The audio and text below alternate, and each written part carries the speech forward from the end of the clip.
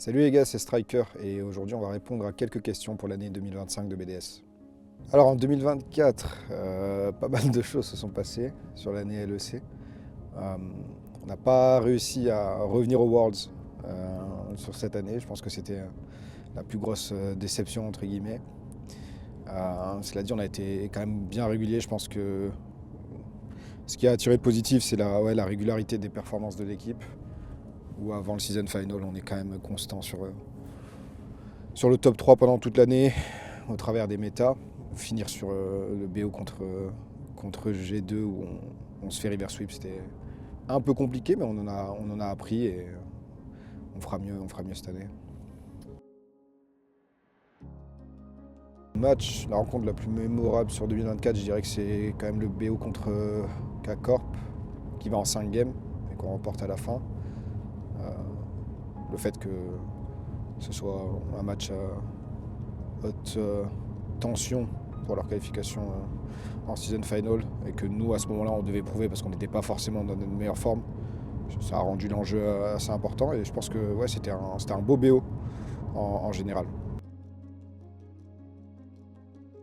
Alors je dirais pas que c'est une surprise, mais ça reste impressionnant. Je pense que c'est l'évolution de Nuke en général au sein de l'équipe et la place qu'il a réussi à prendre, surtout en termes de macro et la capacité qu'il a à appliquer les idées du coaching staff directement in-game avec un délai très court. Au global, je suis plutôt satisfait de la façon dont on a mené l'année au niveau des grandes décisions qui ont été prises pour orienter l'équipe en termes de gameplay. Je pense quelque chose qu'on a commencé à faire en fin d'année, qui je pense aurait pu être bon de faire plus tôt, c'est challenger les autres équipes de la LEC sur la vision qu'on a du practice et des scrims et essayer de rendre ça plus efficient au lieu de simplement lancer des games de League of Legends. C'est quelque chose qu'on va faire dès le début de l'année 2025 et je pense qu'on a fait un bon boulot là-dessus en 2024, mais c'est quelque chose qu'on peut encore améliorer. Ouais. De mon côté, je reste head coach comme l'année dernière. Donc de ce point de vue-là, il n'y a pas trop de changements. Après, on a certaines modifications, beaucoup au niveau des joueurs, un petit peu au niveau du staff. Donc mon rôle premier sur ce début d'année, ça va être de s'assurer que chacun trouve sa place avant tout, de faire en sorte qu'il y ait une alchimie au niveau des 5 joueurs.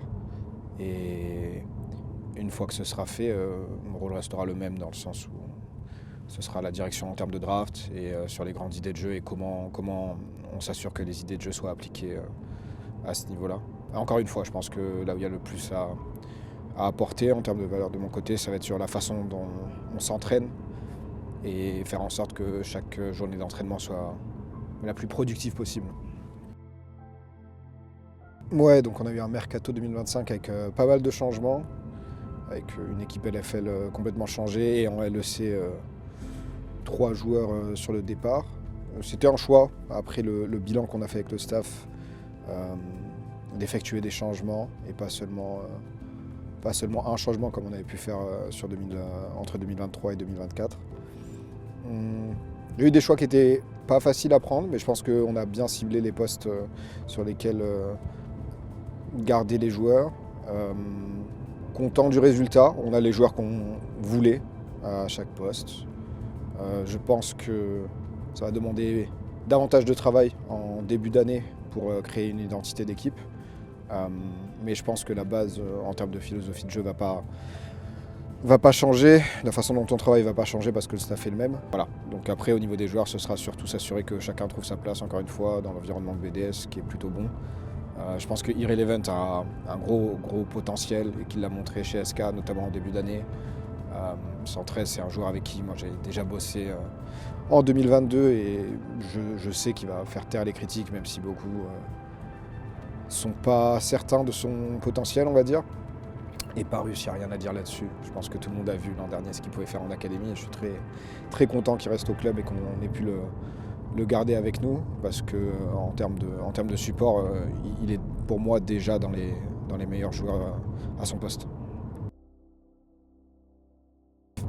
Donc sur 2025, je suis à nouveau chez BDS, très content de l'être. C'était quelque chose qui avait était prévu depuis le début de ma signature en tant qu'head coach. Et le fait qu'on puisse continuer sur un projet avec une certaine continuité, c'est important pour moi. Je me sens bien au jour le jour. J'ai de l'espace pour travailler, faire valoir mes idées, diriger l'équipe. Donc c'est pour moi le plus gros facteur sur la raison pour laquelle je reste chez BDS, c'est la façon dont on travaille en interne et la liberté que j'ai au jour le jour. Pour ce qui est de 2025, j'ai vraiment envie de faire en sorte qu'on ait un titre en LEC. Je pense que ça fait longtemps qu'on essaie, ça fait 2 ans. On est arrivé proche de cet objectif, mais on n'a jamais réussi à faire en sorte que ce soit le cas. Et c'est un regret sur l'année dernière, quelque chose que j'ai envie d'effacer cette année. Et je pense que c'est la bonne année pour ça. Et évidemment retourner aux Worlds, parce que ça reste la plus grande compétition. Et que c'est là que les meilleures équipes jouent.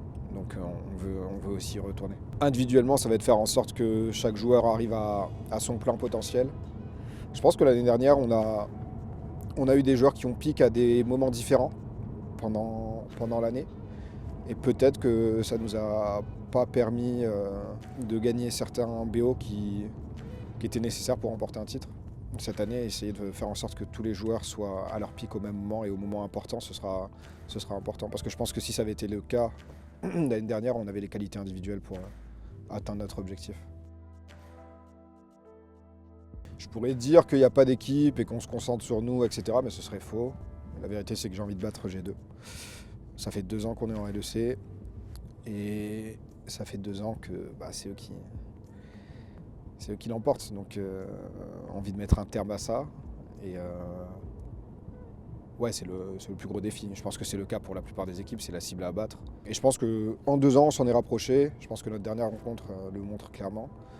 Et voilà, on va essayer de faire en sorte que cette année, il n'y ait pas besoin de progresser et de commencer dès le début à leur niveau. Non, c'est certain qu'il y aura des choses qui vont changer sur comment tu dois approcher la game. Parce que les objectifs, ça fait League of Legends et qu'ils ont touché aux objectifs encore une fois cette année. Moi, je suis très content des changements. J'aime pas quand le jeu reste le même trop longtemps. Et je pense surtout qu'on a un staff qui est très bon pour cibler ce que ça induit en termes de jeu et ce que ça veut dire sur ce qui est important ou pas dans une game. Je pense qu'on était une des meilleures équipes sur l'introduction des Grubs à lire l'objectif et savoir comment jouer autour ou ne pas le jouer. Et je pense que ça c'est une des forces qu'on a chez BDS, donc très content que ça arrive et très curieux de voir comment ça va se développer.